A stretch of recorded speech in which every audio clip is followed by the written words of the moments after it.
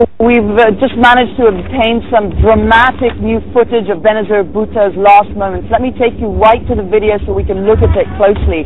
These latest pictures are from a different angle. What we see is Benazir Bhutto standing in her car. We hear 3 gunshots. We do not see the gunman in this video. What we also see is that her headscarf flaps up on her left side. We then see her slumping forward and sliding into the car.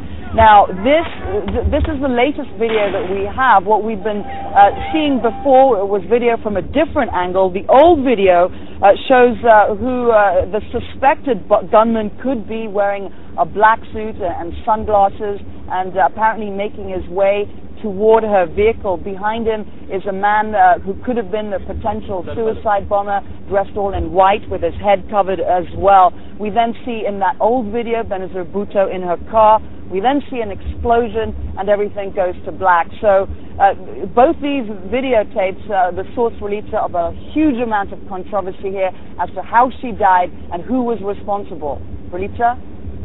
And also new developments today from her political party. Her son was named chairman of the party.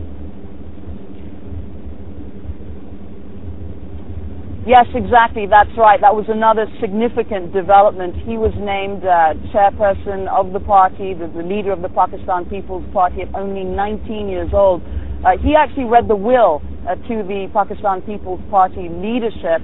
And what Benazir Bhutto said in her will, that she wanted her husband, Asif Zardari, to become the chairman. He then said, I'm going to transfer the leadership to my son, Bilawal. Benazir Bhutto said that she wants him to take over the leadership of the party, but only when he's finished school. I mean, he is only 19 years old. He's just started his first term at Oxford University in Britain. He's studying political science.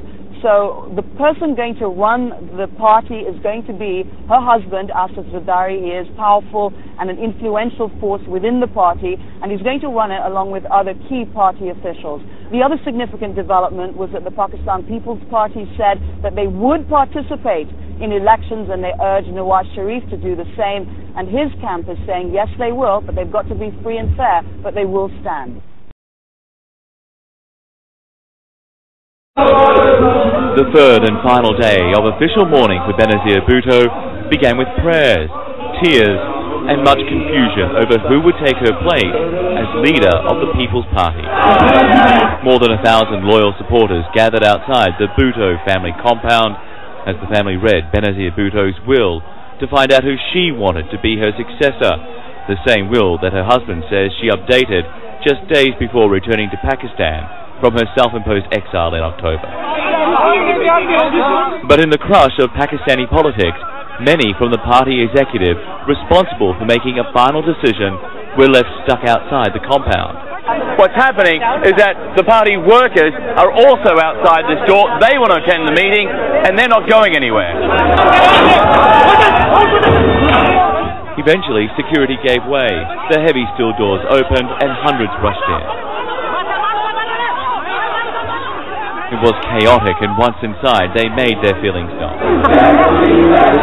We want to Bhutto in People's Party.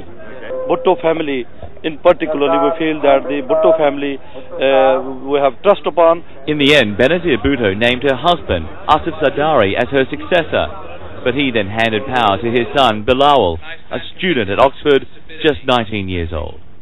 My mother always said, democracy is the best revenge. He's now the third generation of this political dynasty. Benazir Bhutto took over from her father, who was executed by a military dictator.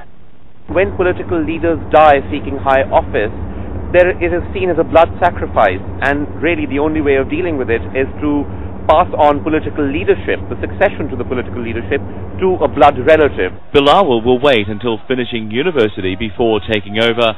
Until then, senior party advisors will take charge. Even so, this teenager with no political experience has now been thrust to the center of the treacherous world of Pakistani politics.